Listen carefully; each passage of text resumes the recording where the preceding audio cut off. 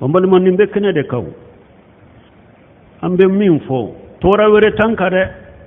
tora be jiya kono tora banka ni mushrikiya munun be jamana nunun kono ni bidiya munun be jamana nunun kono ni ala soso munun be jamana kono ni kiri tige baliya min ple jamana in kono ni qur'ana ni sunna ni silamiya ka sariya tora sitte jamana in kan ni ote ambe balaw kono o doronde do wajiya to be hona be o chokola jamana min yen nin kowta ka alata ka tauhidita ka sunnata ka salafu ka taboluta ka kiri tige ni qur'ana ni sunna sariyala hari nin nagashi bu bolo est-ce que ini jiya ewa jamana e kelenya jamana be jiya kono nunu uni e kelenya I kausa jiya jamana be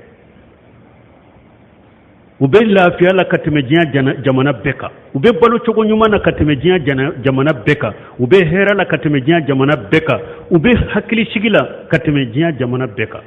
saudiya jamana ninya kene kanko de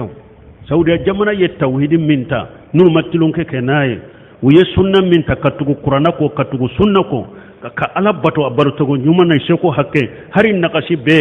u kausa jiya be foni mo mi nya do yire kude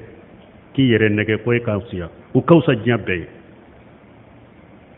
hari u ka jugu ni shendo na saudiya trotori ka ijiginai ita ko inende ka me bisukumbe so ibisukumbe so hari hashidi ibu hashidi ya de me bisukumbe so ye ambe min fo an ka wele ke kata tawhidima an kala bato ke dugu koloka ala soso mushrikiyaw bidiyaw ala soso u kabila dugu koloka cinyali dero ala te cinyali kala fede bon ni silama chaman kera cinyali kala ala ko ala te cinyali kala fe ni ala make efe ame ekanu ibe demea ni silamu ko ulu ka deme ni ala soso ka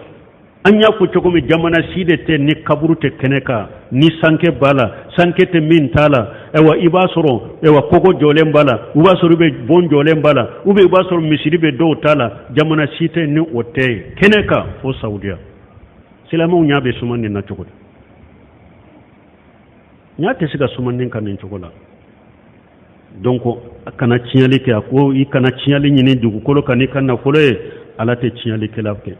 donc haruna kam mo yenni fo aye buno semunu ya hakili jigi o yoro laye akod dugu kolo ka ewa ala soso de to ko cinyali dugu kolo ka ala soso la be cinyali ke la dugu kolo ka ala bato la be fana nyali ke la ni dilali ke la dugu kolo ka wakati serai subhanakallahumma rabbana bihamdika ashhadu an la ilaha illa anta astaghfiruka wa atubu ilayk